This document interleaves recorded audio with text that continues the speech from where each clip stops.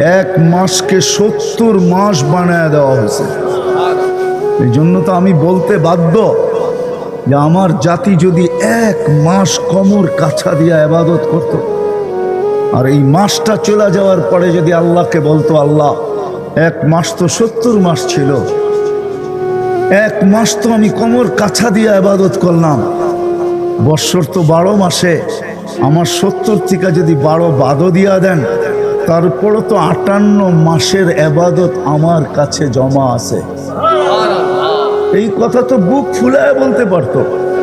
আল্লাহ তো এতটুক দিয়া যথেষ্ট করেন নাই যে 70 দিয়ে আল্লাহ যথেষ্ট করে দিছেন। না না, 70 দিয়েও আল্লাহ ভাবছেন বন্ধুর উম্মতকে দিলাম তো কতটুকু দিলাম, মাত্র 70। বন্ধু যদি আঙ্গুল উঠায় বসে প্রশ্ন করে বসে যেটা আমার উম্মতকে কি দিলেন, এই জন্য প্রশ্নের আর আঙ্গুলের আগেই আল্লাহ ঘোষণা দিছেন লাইলাতুল কদরি খায়রুম মিন আলফি শাহর। বন্ধু উম্মতকে বলে দেন আরো 1000 মাস যোগ করে নিতে। 70 মাস আরো 1000 মাস কার কারণে পাইছেন আপনি?